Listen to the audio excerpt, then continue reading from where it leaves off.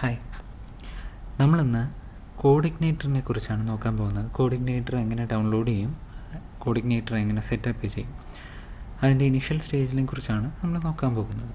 Okay, കോഡിഗ്നേറ്റർ actually ഒരു web ഫ്രെയിംവർക്കാണ്. Web framework എന്ന് പറയുന്നത് സോഫ്റ്റ്വെയർ ഡെവലപ്മെൻറ്റിന് ഹെൽപ്ഫുൾ ആയിട്ടുള്ള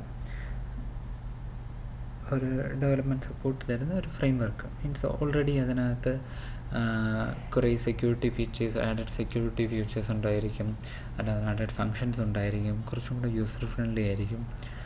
നമുക്ക് അന്നേരം അതിനെക്കുറിച്ചൊന്നും കൺസേൺ ആവേണ്ട കാര്യമില്ല. ബേസിക് കോഡിങ്ങിലേക്ക്, അതായത് ഡേറ്റാബേസ് കണക്ഷൻ്റെയോ സെക്യൂരിറ്റിയിലോ ഒന്നും അധികം ചിന്തിക്കേണ്ട കാര്യമില്ല. കോഡിങ്ങിലേക്ക് ഡയറക്റ്റ് എൻ്റർ ചെയ്യാൻ പറ്റും.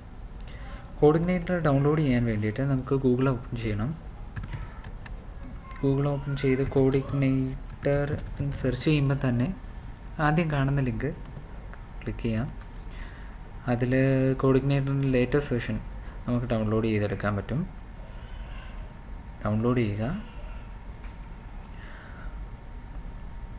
Download open. ഞാൻ ഓൾറെഡി ഡൗൺലോഡ് ചെയ്ത് എക്സ്ട്രാക്ട് ചെയ്ത് വെച്ചിട്ടുണ്ട്. നമുക്കപ്പോൾ അത് ഓപ്പൺ ചെയ്ത് നോക്കാം.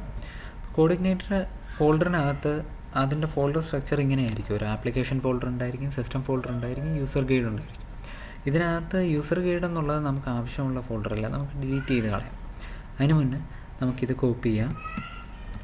കോപ്പി ചെയ്ത് നിങ്ങൾ ഏത് സെർവറാണോ, അപ്പാച്ചെ ലോക്കൽ ഹോസ്റ്റ് സെർവറാണോ യൂസ് ചെയ്യുന്നത്, അതിൻ്റെ ഹോം ഫോൾഡറിൽ ഇത് പേസ്റ്റ് ചെയ്യുക.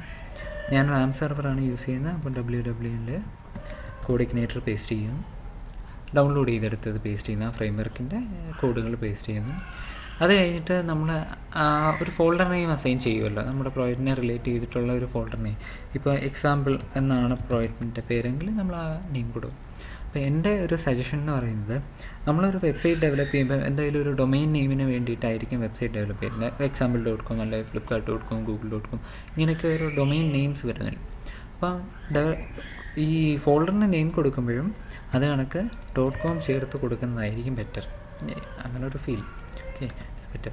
അപ്പോൾ ഈ ഫോൾഡർ തുറന്ന് നോക്കുകയാണെങ്കിൽ നേരത്തെ കണ്ട application, system and user guide. ഈ യൂസർ ഗൈഡ് എന്നുള്ളത് നമുക്ക് റിമൂവ് ചെയ്യാം, അത് ആവശ്യം വരത്തില്ല. അതിൻ്റെ ഡീറ്റെയിൽസ്, കോഡിഗ്നേറ്ററിൻ്റെ ഡീറ്റെയിൽസ് അറിയാൻ വേണ്ടിയിട്ടാണ് യൂസർ ഗൈഡ് എന്നുള്ളത്, എങ്ങനെ യൂസ് ചെയ്യണം എന്നുള്ളതിനെക്കുറിച്ചുള്ള എല്ലാ കാര്യങ്ങളും അതിനകത്തുണ്ട്. ഇനി ഇത്രയുള്ള ഡൗൺലോഡ് എന്ന് പറയുന്ന പോർഷൻ. ഓക്കെ, ഇനി ഇത് സെറ്റപ്പ് ചെയ്യുന്നത് നമ്മളിപ്പോൾ ഓൾറെഡി വാം സെർവറിൻ്റെ ഹോം ഫോൾഡറിൽ അത് കോപ്പി ചെയ്തിട്ട് ഇനി ഇത് റൺ ചെയ്യുന്നതെന്ന് നോക്കണം. അതിന് അപ്പാച്ചെ സെർവർ ഓൾറെഡി റണ്ണിങ് ആണെങ്കിൽ നമുക്ക് ബ്രൗസർ എടുക്കാം, ലോക്കൽ ഹോസ്റ്റ് പോവാം. ഓക്കെ, അപ്പം നമ്മളിപ്പോൾ പേസ്റ്റ് ചെയ്ത ഫോൾഡർ ഓപ്പൺ ചെയ്യുമ്പോൾ തന്നെ കോഡിഗ്നേറ്റർ റണ്ണിങ് സ്റ്റേറ്റിലോട്ട് വരും. ഓക്കെ, ഇത്രയാണ് ഇതിൻ്റെ ഇനീഷ്യൽ സെറ്റപ്പ് എന്ന് പറയുന്നത് കോഡിഗ്നേറ്ററിൻ്റെ.